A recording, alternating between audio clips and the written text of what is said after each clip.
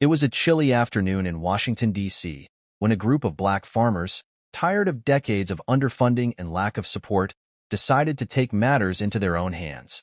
With a shared dream of elevating their communities, they set out on a bold mission to meet a man whose name had become synonymous with wealth, power, and celebrity, Donald Trump. They had heard rumors, whispers of his vast fortune, but this was their moment to test something much bigger. Could they get him to use his wealth for something other than his own gain? The group, led by Marcellus Johnson, a third-generation farmer from Georgia, had grown increasingly frustrated. Over the years, the government had failed to fulfill its promises to support black farmers, leaving them struggling with the mounting costs of machinery, land, and labor. The situation had worsened in the last decade, with many farmers losing their land to foreclosure or forced out by corporate interests. But the farmers weren't simply looking for charity. They weren't asking for handouts. They wanted something bold, something that would not only help their cause but also send a powerful message to the world. They wanted to meet Donald Trump, and they wanted him to buy a jet. It may have sounded like a strange request to some, but the farmers had a purpose behind it. For years, Trump had been flaunting his lavish lifestyle: gold-plated apartments, private jets, and sprawling golf courses. If he could spend millions on such luxuries, why not redirect some of that wealth towards the people who had been systematically marginalized? They knew that if they could make their case directly to him, there might be a way forward. If not a direct handout, perhaps a gesture, a way to publicly challenge the billionaire to invest in their dreams. As the farmers rallied together, their mission became clear. They would approach Trump with their unconventional request and see where it took them. After all, if the wealthiest man in the country could spend his money on extravagant toys, surely he could spare a little for the people who truly needed it. Meanwhile, Trump was preparing for a high-profile event at one of his luxury properties, an exclusive gathering of wealthy individuals. As always, his entourage of assistants and advisors were buzzing around, ensuring that every detail was perfect. Trump, now accustomed to the celebrity status his wealth brought him, had grown used to outlandish demands and requests. Nothing truly shocked him anymore. But as the farmer's message reached his office, delivered through an intermediary, they were faced with a challenge. Trump was intrigued. He was known for his bold, sometimes reckless decisions, but this one was unusual. He hadn't even heard of the plight of black farmers in the modern era. He had certainly heard about agriculture and farming, but he was far more invested in his business empire than in the struggles of those who grew the nation's food.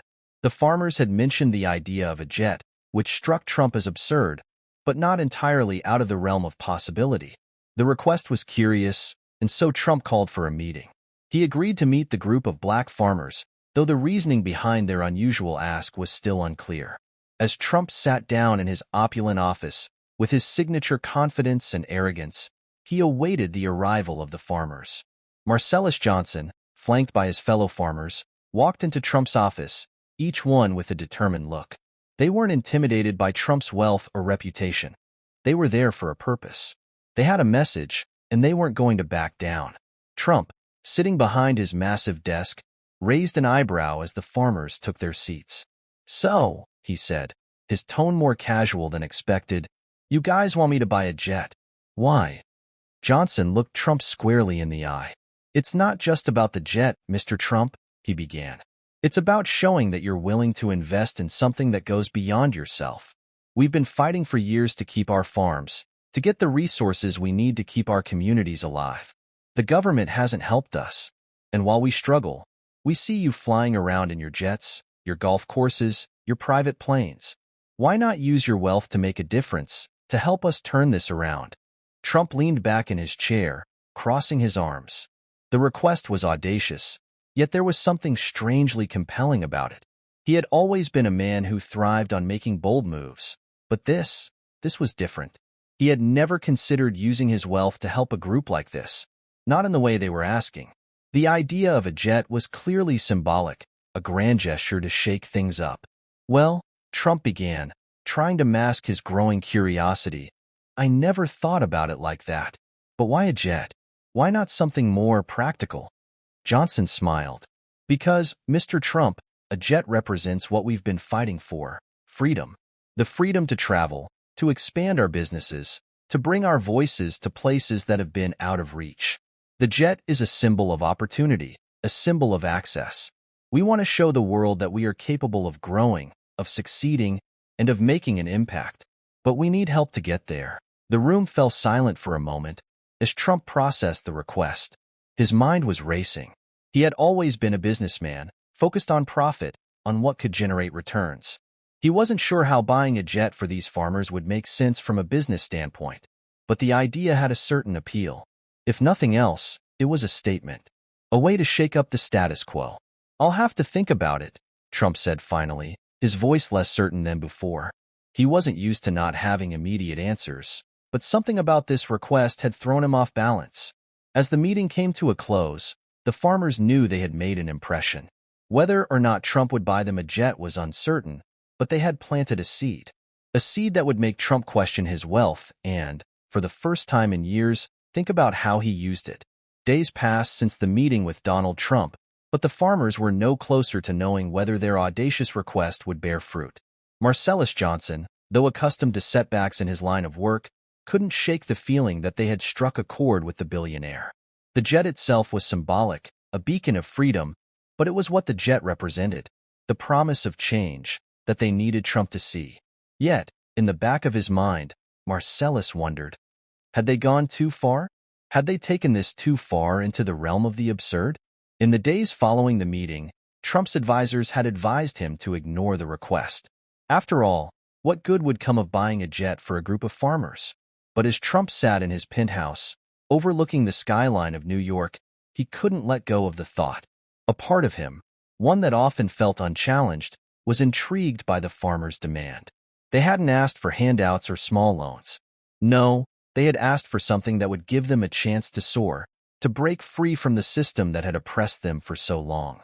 And yet, there was something about their faces, their conviction, that refused to leave his mind. Marcellus and his team, on the other hand, were waiting, wondering whether Trump's silence was a sign of rejection or a sign of deeper contemplation. They knew that this wasn't a battle that would be won overnight. They didn't expect him to buy a jet just like that, but they had hoped he would at least understand their point. As the weeks passed, they heard nothing. No word from Trump, no sign that their request had been taken seriously. Then, one morning, an unexpected call came. "Mr. Johnson, I need you to come back to New York. Mr. Trump wants to meet again," the voice on the phone said, terse and to the point. Marcellus could hardly believe it.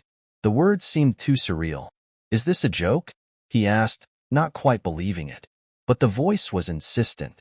No, this was no joke. Trump wanted to see them again. Excited and nervous all at once, Marcellus called the others and arranged their travel. The group flew to New York, but this time, their hopes were tempered. They knew they couldn't rely solely on the grandeur of their request. It was time to think bigger.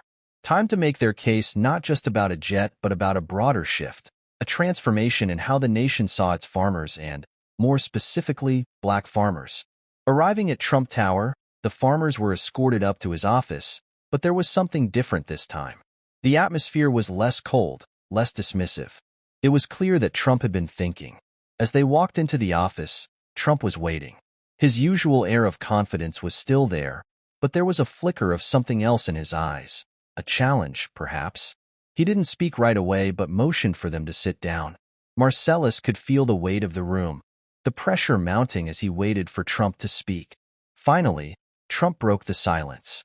"You've got guts, I'll give you that," he said, leaning forward slightly. "You came in here asking for a jet like you were asking for a business deal.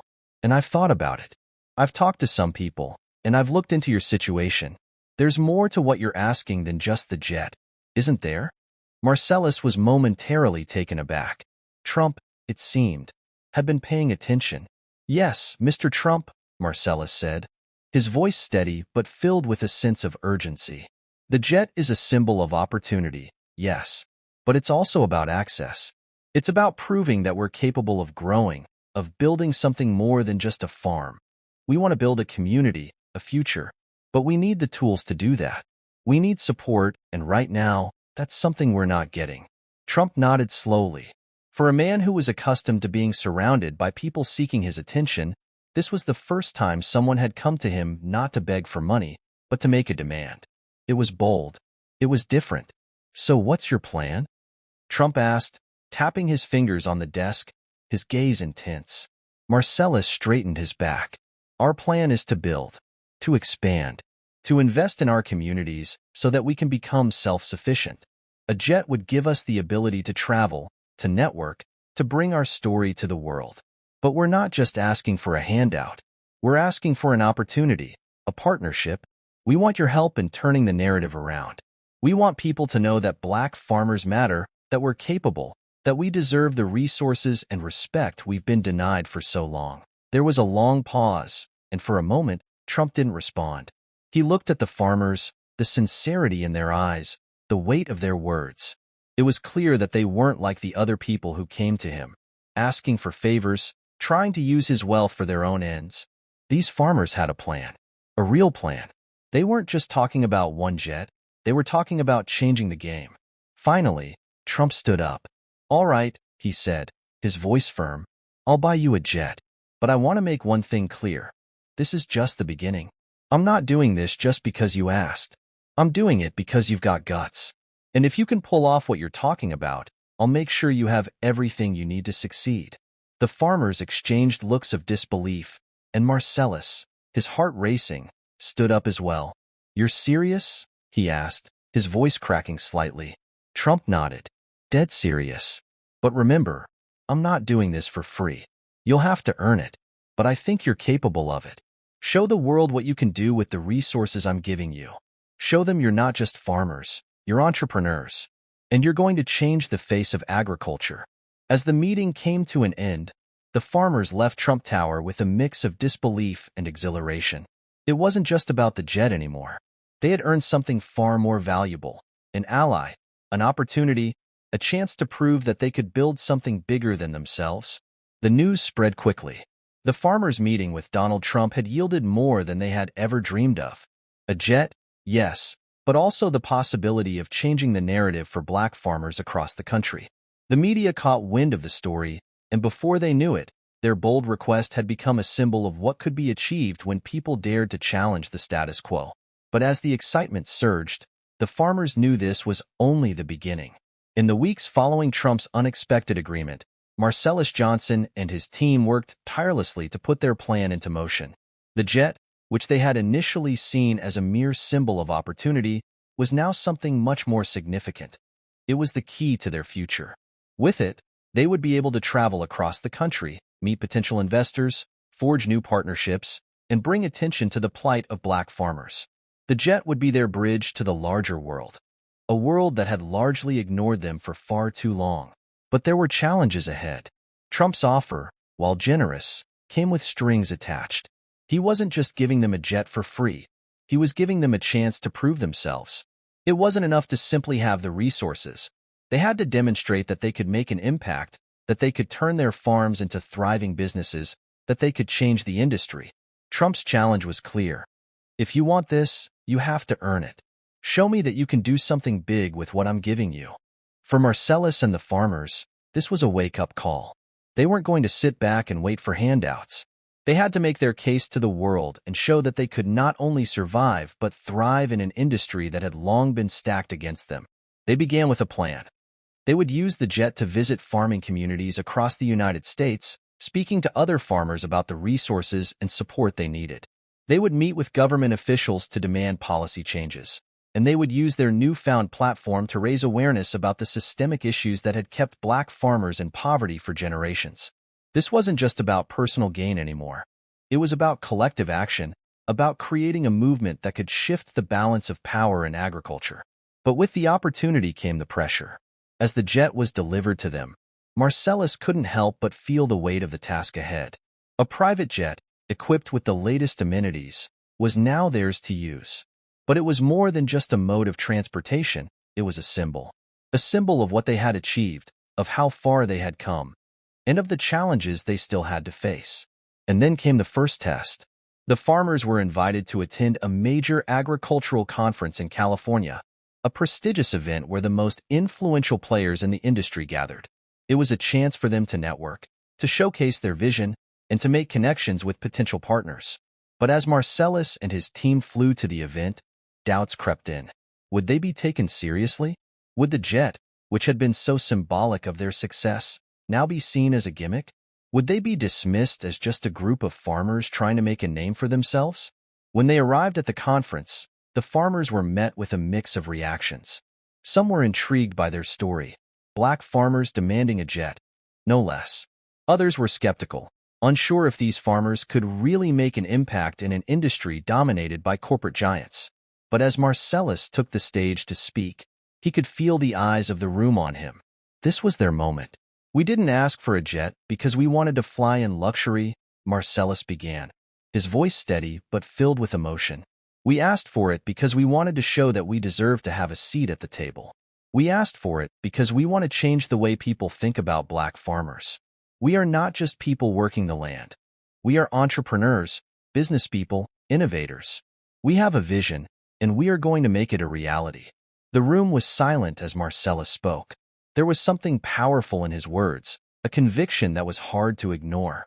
Slowly, the farmers began to speak, sharing their own stories of struggle, of perseverance, and of hope. They weren't just asking for attention, they were demanding it. And in that moment, they were beginning to receive it. By the end of the conference, things had changed. The farmers had not only secured new partnerships, but they had also raised awareness about the systemic inequalities that plagued black farmers. Their request had been met with skepticism at first, but now it was being seen as a challenge, an invitation to rethink the way agriculture was done in America. Trump, watching the farmers' progress from a distance, was impressed. He hadn't expected such a swift and impactful response. It seemed that the farmers weren't just using the jet as a symbol, they were using it to spark a revolution. Trump, for the first time, felt the weight of what he had done. He hadn't just given them a jet, he had given them a platform, a voice, and the tools to make real change. As the farmers continued to travel, meet new people, and build their vision, they knew they were on the verge of something big. But they also knew the fight wasn't over. The jet had opened doors, but the work they had ahead of them would be far harder than anything they had faced before. There were more challenges to overcome, more people to convince, and more obstacles to break down. But with their newfound resources, their passion, and their unwavering belief in their cause, they were ready for whatever came next. And as Marcellus looked out the window of the jet one evening, flying over the vast expanse of farmland stretching out below him, he realized something important. This was only the beginning. The journey ahead was uncertain, but one thing was clear: black farmers were no longer invisible. They were making their voices heard, and the world was listening.